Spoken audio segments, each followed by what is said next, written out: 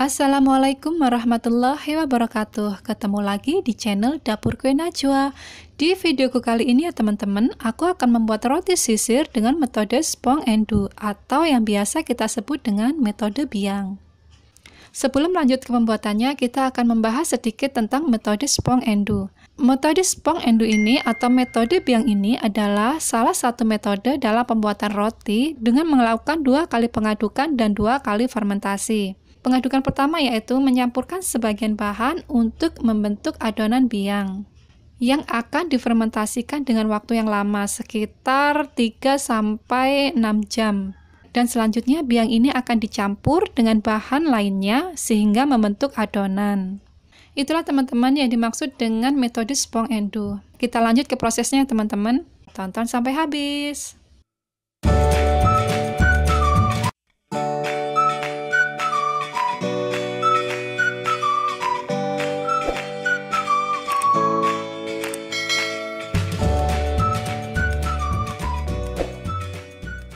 Tahap pertama, aku akan membuat biangnya terlebih dahulu. Di sini sudah aku siapkan 125 gram tepung terigu protein tinggi, 4 gram ragi instan,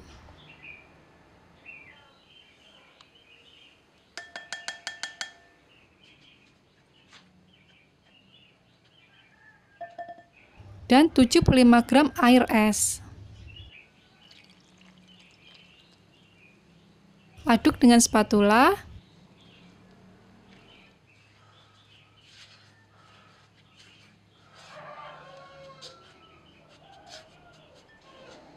Kemudian aku ganti mengaduknya dengan tangan yang sudah bersih ya teman-teman supaya lebih cepat. Mengaduknya tidak perlu sampai kalis, cukup sampai semua bahan menyatu. Seperti ini ya teman-teman. Kemudian akan aku fermentasikan selama 3 jam. Untuk waktunya disesuaikan ya, dan adonan biang ini bisa disimpan dalam chiller semalaman. Setelah 2 jam terlihat ya teman-teman, adonan ini membentuk gelembung-gelembung kecil. Setelah 3 jam, kempiskan adonan dan sisihkan. Lanjut ke tahap kedua, yaitu pembuatan adonan rotinya. Aku sudah menyiapkan 125 gram tepung terigu protein tinggi, 60 gram gula pasir,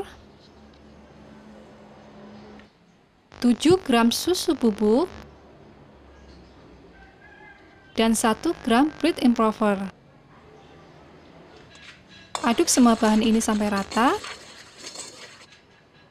Kemudian masukkan 25 gram kuning telur,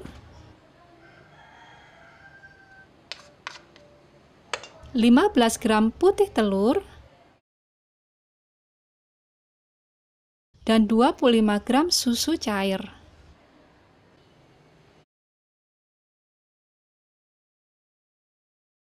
Kemudian lanjut ke proses mixing. Aku mixer semua bahan ini sampai menyatu dengan speed rendah ke tinggi.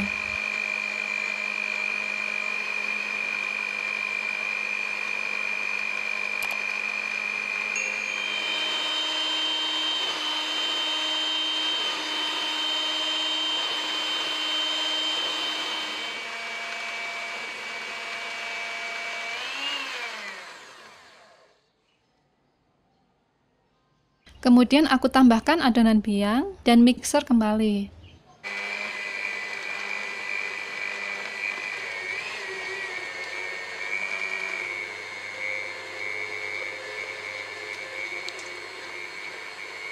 Setelah menyatu seperti ini ya teman-teman, kemudian masukkan 37 gram margarin atau butter dan 3 gram garam. Mixer sampai kalis dan halus. Untuk waktunya ini disesuaikan ya teman-teman. Di sini aku membutuhkan waktu selama 20-30 menit.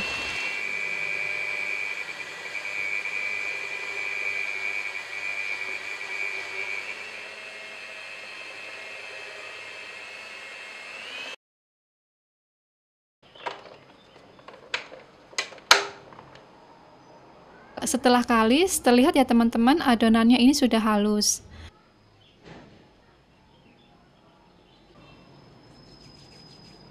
tes window pane-nya. Aku bentangkan sepertinya teman-teman, adonannya terlihat elastis dan halus. Kemudian pindahkan ke papan kerja. Kemudian aku bulatkan kembali.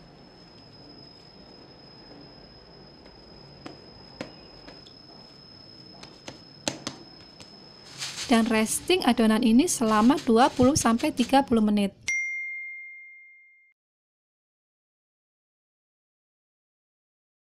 Untuk loyangnya, karena aku tidak mempunyai loyang roti sisir ya teman-teman, jadi di sini aku hanya menggunakan loyang brownies. Aku membuat 2 loyang ukuran roti sisir. Untuk loyang pertama itu dengan ukuran 20 x 10 x 7 cm dengan total berat yang digunakan 312 gram yang akan aku bagi menjadi 10 bagian sehingga setiap bagiannya mempunyai berat 31 gram. Sedangkan loyang kedua dengan ukuran 22 x 10 x 4 cm dengan menggunakan total adonan 196. Karena sisa adonanku hanya 169 gram, jadi aku membuatnya setiap adonan dengan berat 17 gram. Dan tentunya nanti akan menghasilkan roti yang lebih kecil. Untuk loyang brownies yang ukuran kecil, aku ingin membuatnya seperti loyang roti sisir teman-teman. Caranya yaitu aku membuat dari alas kue, kemudian aku olesi dengan baking paper. Nah, jadinya seperti ini teman-teman. Kemudian aku letakkan di bagian atas dan bawah. Loyang roti sisir KW-nya siap digunakan. Setelah di resting, kempiskan adonan. Keluarkan gasnya terlebih dahulu ya teman-teman. Kemudian bentuk bulat kembali.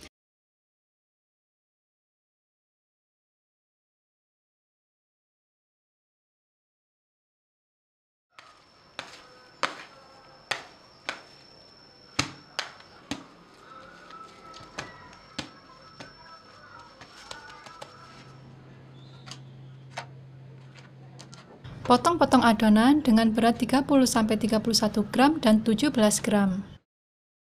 Kemudian aku rounding terlebih dahulu ya teman-teman.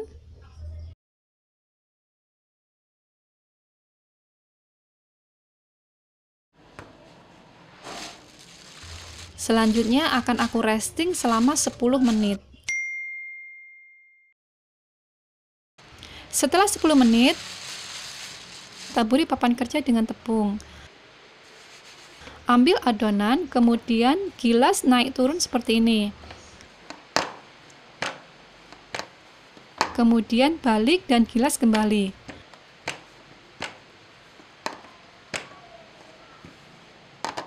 Setelah itu lipat adonan dan pertemukan setiap ujungnya. Nah, jadinya seperti ini teman-teman. Kemudian masukkan ke dalam loyang. Bagian ujung yang tidak rata letakkan di bagian bawah. Dan jangan lupa ya teman-teman, setiap adonan diolesi dengan butter atau margarin agar nantinya lebih mudah untuk melepaskan. Lakukan proses ini sampai selesai.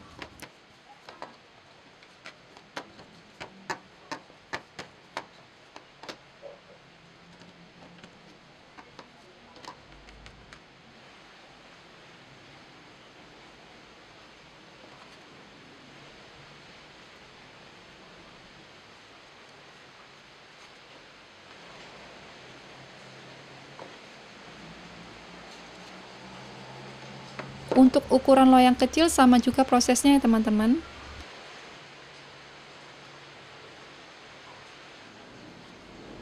Setelah semua selesai dicetak, kemudian proofing adonan ini selama 60-70 menit. Sesuaikan dengan suhu di rumah masing-masing. Tutup dengan plastik atau kain bersih. Sambil menunggu adonan ini di proofing, aku akan membuat olesannya terlebih dahulu. Di sini aku sudah menyiapkan 50 gram butter, 25 gram gula halus, dan 7 gram susu kental manis. Tapi karena aku ingin susu kental manisnya lebih banyak, jadi aku mengubahnya menjadi 1 saset susu kental manis. Kemudian aduk semua bahan ini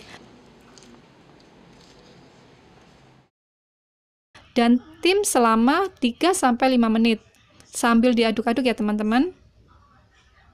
Sampai adonan ini mencair. Kemudian angkat dan sisihkan. Setelah 60 menit, terlihat ya teman-teman, adonannya ini sudah terlihat naik. Kemudian olesi dengan susu cair.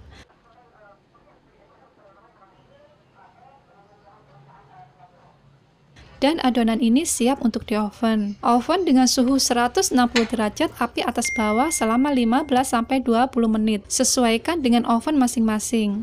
Setelah matang, keluarkan dari oven. Kemudian dalam keadaan panas-panas, olesi dengan butter. Kemudian keluarkan dari loyang dan dinginkan.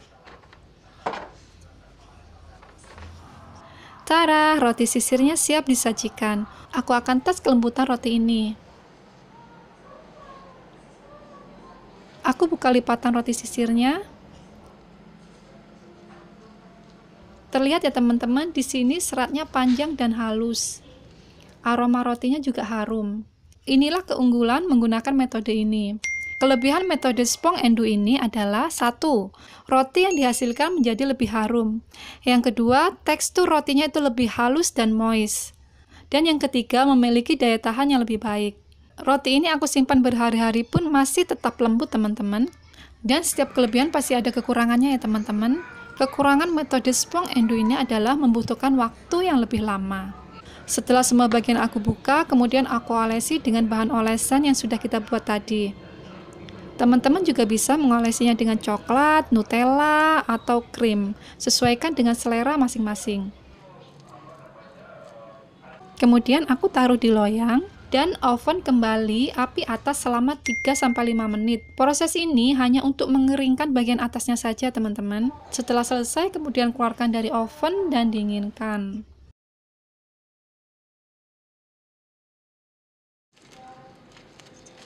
Setelah dingin, teman-teman juga bisa membungkusnya dengan plastik dan diberi stiker di atasnya. Atau masukkan ke kotak untuk hantaran.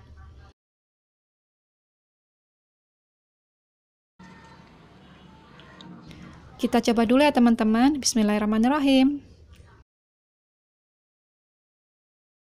Alhamdulillah rotinya sangat lembut, rasanya juga enak, pas sekali dengan toppingnya. Resep ini hasil kursus dengan salah satu merek butter di kotaku ya teman-teman, dan merupakan salah satu resep andalan yang sering aku buat. Jadi resep ini recommended teman-teman harus dicoba. Sekian video dari saya, semoga bermanfaat buat semuanya dan mohon maaf jika ada kesalahan. Terima kasih. Wassalamualaikum warahmatullahi wabarakatuh.